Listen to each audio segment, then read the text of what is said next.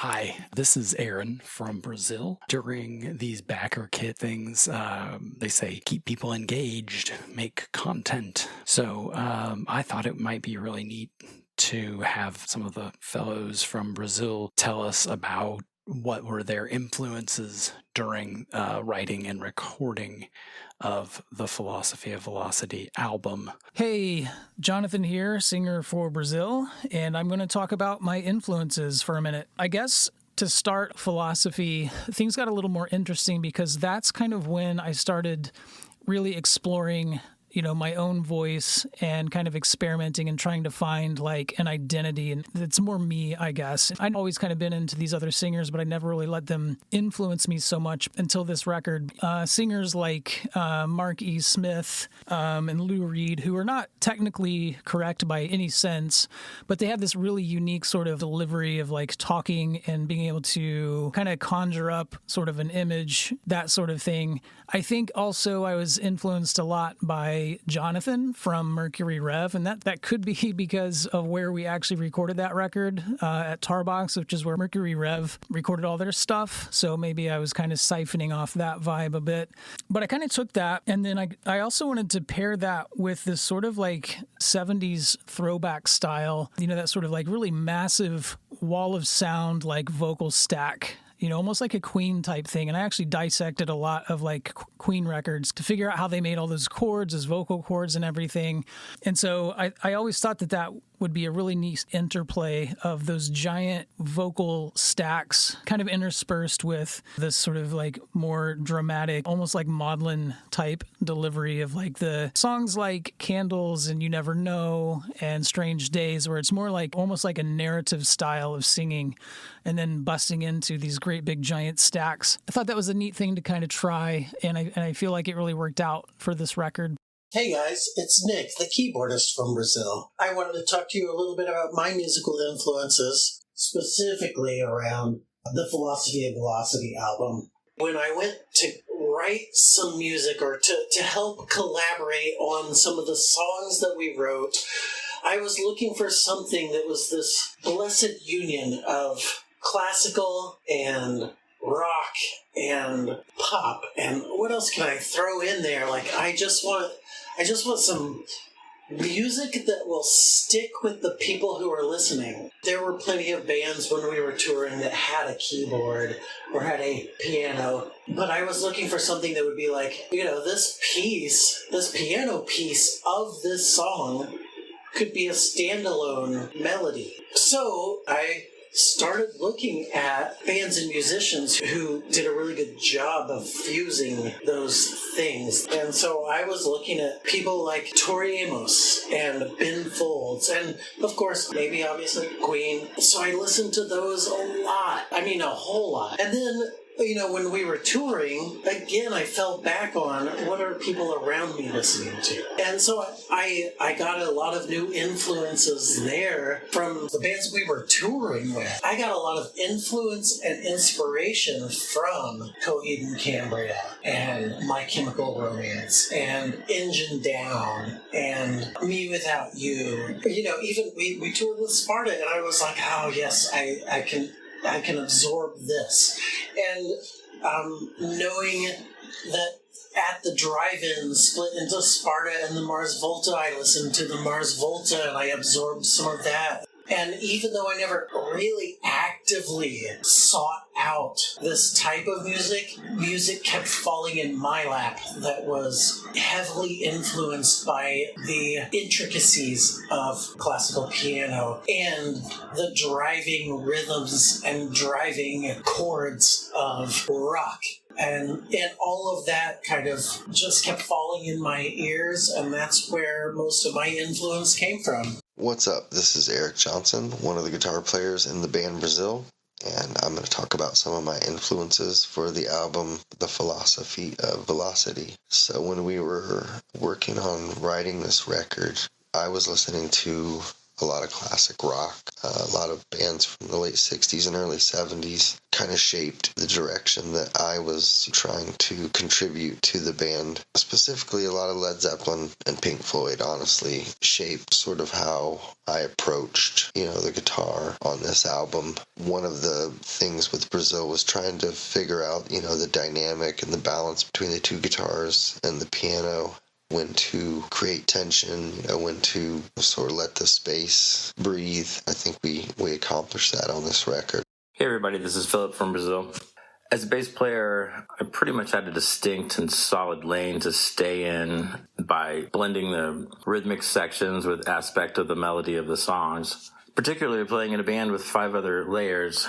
So I had to be really particular about what notes I did and did not play. At the time, I was really into Carlos Dengler from Interpol and his total domination of those songs on the first few albums. But in general, I know I leaned heavily into my hard influences, being John Paul Jones from Led Zeppelin, Joe Lally from Fugazi, and Roger Waters from one of my favorite bands, Pink Floyd. Paul McCartney's always in there, of course. His use of melody and rhythm within the harmonic structure is something that, everybody should study at some point in their musical career. Particularly the earlier catalog of Fugazi and the later catalog of Led Zeppelin are where I get a lot of deep influence. Hey, this is Aaron again. I am a guitar player who learned from Nirvana and the Ramones, and so when faced with, Nick and Eric, who are both extremely proficient at their individual instruments, and then we had recently added Philip on bass, who is really locked in and makes these awesome wide kind of grooves. It occurred to me I wasn't sure how I could fit in, but I had also become enamored with these bands like Interpol, The National, TV on the Radio, who used layers of rather simple guitar parts stacked on each other with a lot of delay and reverb and sometimes gobs of distortion. And they would make these beds of sound. And for me, that became a real goal for my guitar parts on Philosophy. I started just messing with effects and loops and layers, trying to make the most out of simple chords and single notes in order to put together these places of sound almost for everyone else to play inside of. Then when it came time to record, we stayed in the same house where we were recording, and I would go to bed every night. I distinctly remember listening to 2 songs, David Bowie's Heroes and Failure's Dirty Blue Balloons. And I picked those 2 songs intentionally because they're very emotive and they incorporate the way they sound into how they impact the listener emotionally. And I thought that was a really cool goal for us. And then every morning I would make a pot of coffee and get up and I would listen to My Bloody Valentine's Loveless album as loud as I felt I could get away with on the studio control room monitors to kind of tune my ears to that wash of sound. This is James, the drummer.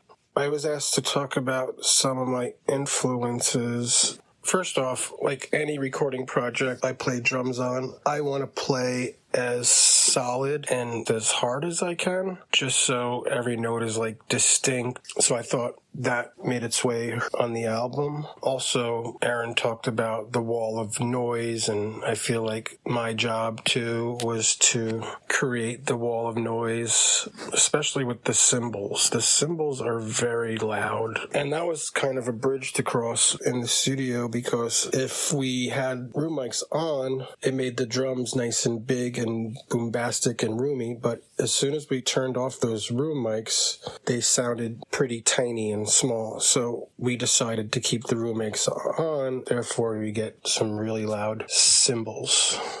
on the song You Never Know. In the instrumental break in the middle of the song, I was trying to channel some type of Danny Carey Tool drum beat. It was like open close hi-hat stuff, and I was trying to do something like that, but I didn't want it to be on a snare drum, so I found this tractor disc in the middle of a field in Indiana, and I kind of made this percussion thing, kind of like a stack thing before these stack things became super popular. It's like a tractor disc, which resembles a cymbal, but it's steel and it's much thicker. And then I added like a tambourine on top of it, on top of a cymbal stand, and then put the wing nut on top of the hi-hat to create that sound that you hear on You Never Know.